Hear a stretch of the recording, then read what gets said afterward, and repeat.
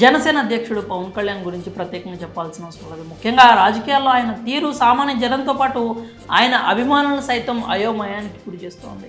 ఇక పవన్ కళ్యాణ్లో ఉన్న ప్రత్యేక గుణం ఎదురుగా జనం, కెమెరాలు, చేతిలో మైక్ ఉంటే ఏం మాట్లాడతారో కూడా తెలియదు. బహిరంగ సభల్లో ఏదో మైకం కమ్మిన వ్యక్తిలా పవన్ ప్రవర్తిస్తుంటారు అనేది టాక్. అంతేకాక తీరా స్టేజ్ దిగిన తర్వాత అరే ఇట్లా మాట్లాడానా అని తనను తాను ప్రశ్నించుకుంటారు.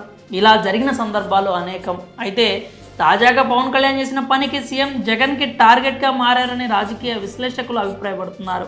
ఇటీవలే పశ్చిమ గోదావరి జిల్లా తాడేపల్లిగూడెంలో టీడీపీ జనసేన కూటమి జెండా పేరుతో తొలి ఎన్నికల సభను నిర్వహించారు.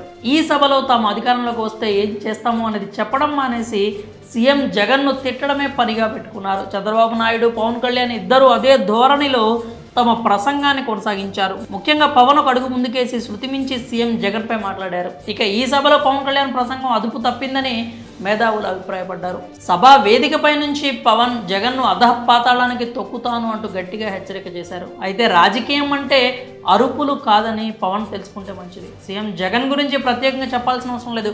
అసలే ఆయన పట్టుదల మనిషి. ఏదైనా ఓ విషయాన్ని పట్టుకుంటే అది పూర్తయ్యే వరకు వదలరు.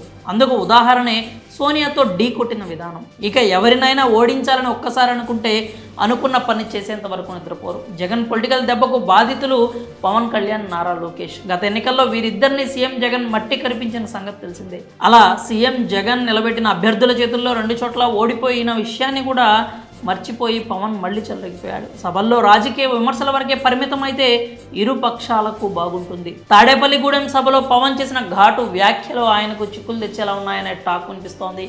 ఇప్పటి వరకు పవన్ విషయంలో కాస్త లైట్గా ఉన్న సీఎం జగన్లో మరింత పట్టుదల పెంచేలా చేశాయి ఈ వ్యాఖ్యలు. పవన్ ఎట్టి పరిస్థితుల్లోనూ అసెంబ్లీలో అడుగు పెట్టనివ్వకూడదనే పట్టుదల సీఎం జగన్లో పెంచారు. పవన్ పోటీ చేస్తారని ప్రచారంలో ఉన్న పిఠాపురంపై జగన్ ప్రత్యేక దృష్టి సారించారు. ముళ్ళును ముళ్ళుతోనే తీయాలనే విధానంలో సీఎం జగన్ వ్యూహాత్మకంగా వ్యవహరిస్తున్నారు.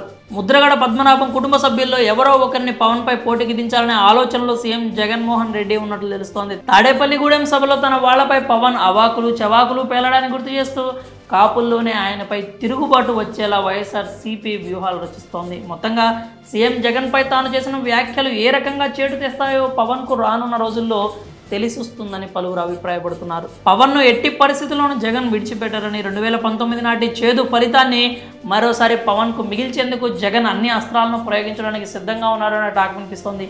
ఇంకా పవన్ అధికారికంగా తాను పోటీ చేసే నియోజకవర్గాన్ని ప్రకటించలేదు. అది ప్రకటిస్తే అప్పుడు అసలు సినిమా మొదలవుతుందని రాజకీయ నిపుణులు అంటున్నారు. పవన్ మాటల నాయకుడైతే జగన్ చేతల లీడర్ అన్న విషయం అందరికీ తెలిసిందే. మొత్తంగా పవన్ గుండెల్లో జగన్ నిద్రపోవడం ఖాయమే అనే టాక్ వినిపిస్తోంది.